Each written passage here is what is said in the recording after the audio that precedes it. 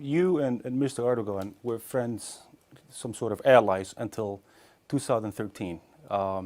Your movement seems like more like an education movement. What brings you to politics, and what did happen between you and Erdogan that made you end friends right now?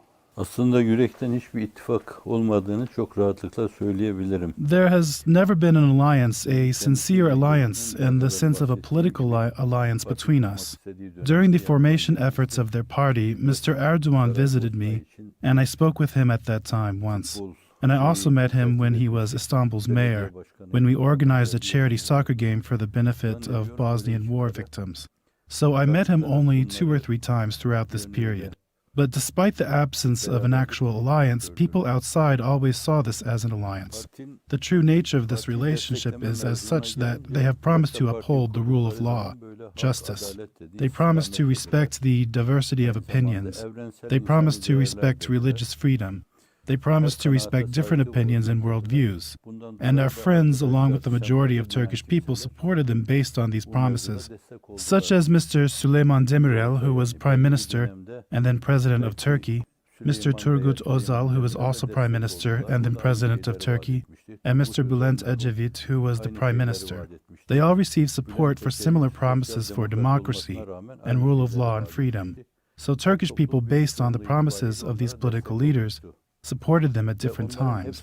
But I should note that we have not received this kind of treatment from any of those previous leaders. We have not received this form of harassment and persecution, neither from Mr. Suleyman Demirel, nor Turgut Ozal, nor Bulent Ecevit.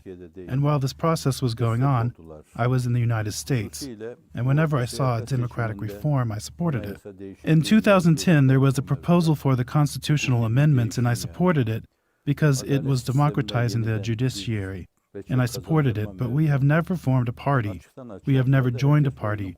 We have not become political. We have simply preserved our line of thought, our 4 values, which are universal human values: peace in the world, unity and harmony among human beings, and to fight against poverty. These are our 4 values, and we have not strayed from them. If we wanted, we could have taken a place in the party. We could have demanded parliamentary seats. We could have demanded seats in the cabinet or bureaucratic positions in the government, but we have not done any of this. They have designed the parliament, they have designed the cabinet, they have designed bureaucratic institutions as they wished, and all of the world is a witness to this. So if you're going to talk about the separation or the split, this is because they strayed from their promises. We have not changed our position, our core values, but they made a U-turn. That's why the split occurred.